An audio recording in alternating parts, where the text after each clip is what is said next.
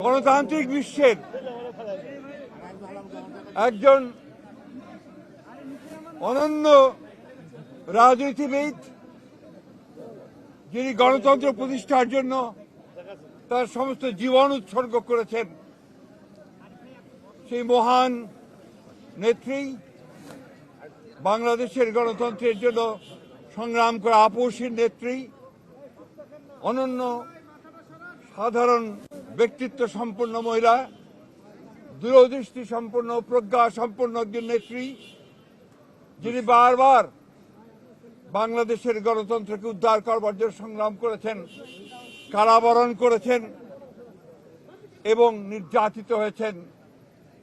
সেই অসাধারণ নেত্রী দেশনেত্রী বেগম খালেদা জিয়া আর আমাদের মাঝে নেই। আপনারা সবাই জানেন যে এই নেত্রী দীর্ঘদিন তার রাজনৈতিক জীবনের প্রায় সমস্ত অংশটাই তিনি গণতন্ত্রের জন্য সংগ্রাম করেছেন এবং গণতন্ত্রের মূল্যবোধগুলোকে প্রতিষ্ঠা করবার জন্য তিনি আজীবন কাজ করে গেছেন। 3 বার প্রধানমন্ত্রী হয়েছেন। যখন প্রধানমন্ত্রী হয়েছেন তখন গণতন্ত্রকে প্রাতিষ্ঠানিক রূপ দেওয়ার জন্য তিনি কাজ করেছেন, জনগণের উন্নয়নের জন্য কাজ করেছেন। আর যখন বিরোধী দল ছিলেন তখন তিনি একইভাবে সেই গণতন্ত্রকেই প্রাতিষ্ঠানিক রূপ দেওয়ার চেষ্টা করেছেন। প্রিয় সাংবাদিক বন্ধুগণ, আজকে সেই নেত্রীর ইন্তেকালে বাংলাদেশের রাজনৈতিক ইতিহাসে এক অপূরণীয় ক্ষতি সাধিত হল এবং এই ক্ষতি পূরণ সহজে সম্ভব নয়।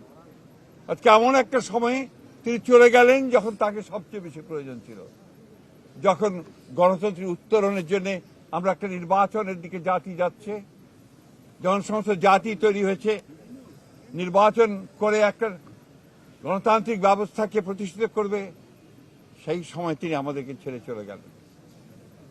আমরা এই শোক, এই বেদনা আমাদের পক্ষে ধারণ করা খুব কঠিন না।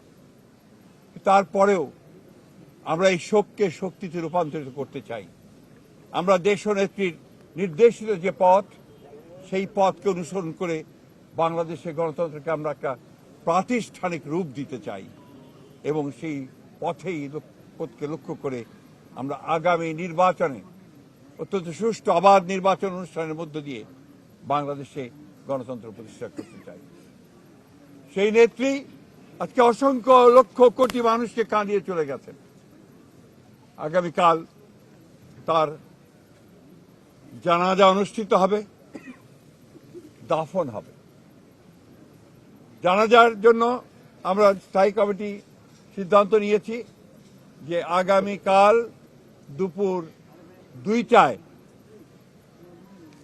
পার্লামেন্ট ভবনের দক্ষিণ প্লাজায় যে মাঠ এবং বাণিজ্য অ্যাভিনিউ, এই পুরো অংশ জুড়ে আমাদের নেত্রীর জানাজা অনুষ্ঠিত হবে।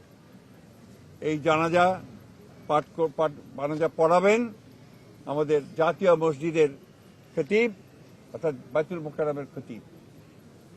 আর এই জানাজায় যে সঞ্চালন করবেন, পুরো বিষয়টাকে যিনি সঞ্চালন করবেন, তিনি হচ্ছে আমাদের জাতীয় স্থায়ী কমিটির সদস্য জনাব নজরুল ইসলাম খান। এরপরে আমাদের স্বাধীনতার ঘোষক, বহুদলীয় গণতন্ত্রের প্রবর্তক, বাংলাদেশের আরেক কিংবদন্তির নেতা, যাকে রাখাল রাজা বলে এই দেশের মানুষ, তার মাজারে, তারই পাশে আমাদের এই মহান নেত্রীকে সমাধিস্থ করা হবে, দাফন করা হবে। আমরা সবাই অত্যন্ত শৃঙ্খলার সঙ্গে এই জানাজায় অংশগ্রহণ করব এবং যে শৃঙ্খলার মধ্যে কথা বলা হবে, আমি বাংলাদেশের সকল স্তরের মানুষের কাছে অনুরোধ জানাবো, আপনারা সেই শৃঙ্খলা মেনে অত্যন্ত সুশৃঙ্খলভাবে জানাজা পড়বেন এবং তারপরে তাকে দাফনের অংশগ্রহণ করবেন। যাদের দায়িত্ব তারাই অংশগ্রহণ করবেন। অনুরোধ থাকবে আপনাদের কাছে যে আপনারা কেউ এই নিয়ম ভঙ্গ করে শুধুমাত্র ছবি তোলার জন্য সামনের দিকে এগিয়ে যাবেন না এবং ব্যাহত করবেন না এই পুরো কর্মসূচিকে। আপনাদের আমরা বিশ্বাস করি দেশনেত্রীর প্রতি আপনাদের যে সম্মান, যে শ্রদ্ধা, সেটাকে অটুট রাখার জন্য আপনারা সেই শৃঙ্খলা রক্ষা করবেন এবং সর্বাত্মকভাবে সহযোগিতা করবেন এই জানাজা দাফন কার্যের সুচারুরূপে সমাধান করতে। সব শেষে আবারও পরম করুণাময় আল্লাহ তাআলার কাছে এই দোয়া চাই যে আল্লাহ তাআলা তাকে যেন বেহেশত নসিব করেন। আমাদের ভারপ্রাপ্ত চেয়ারম্যান জনাব তারেক রহমান, তার জ্যেষ্ঠ পুত্র, তাকে যেন তিনি সেই শক্তি দেন যে এই যে দায়িত্ব পালন করবার শক্তি যেন তাকে দেন এবং তার পরিবারকে সেই শক্তি দেন এই শোককে সহ্য করবার জন্য। আসুন আমরা আজকে সবাই এই শোককে শক্তিতে রূপান্তরিত করে বাংলাদেশ জাতীয়তাবাদী দলকে একটা অপ্রতিরোধ দল হিসেবে গড়ে তুলি। বাংলাদেশকে সত্যিকার অর্থেই একটা গণতান্ত্রিক রাষ্ট্র হিসেবে আমরা প্রতিষ্ঠিত করি।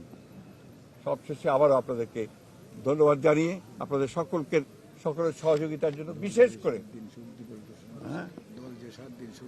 এবং আপনারা জানেন যে ইতিমধ্যেই সরকারের তরফ থেকে 3 দিন শোক দিবস ঘোষণা করা হয়েছে, আগামীকাল ছুটি ঘোষণা করা হয়েছে এবং আপনারা ইতিমধ্যে জানেন যে প্রধান উপদেষ্টা তিনি বাণী দিয়ে কথা বলেছেন, আপনাদের সামনে জাতির সামনে কথা বলেছেন এবং সেজন্য আমরা সর্বাত্মক সহযোগিতার জন্য আমরা সরকারকে ধন্যবাদ জানাচ্ছি।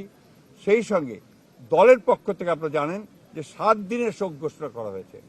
এই 7 দিন আমাদের কালো পতাকা আমরা ধারণ করব, কালো ব্যাজ ধারণ করব, পতাকা কালো পতাকা উঠবে প্রত্যেকটি কার্যালয়ের, আমাদের দলীয় কার্যালয়ে এবং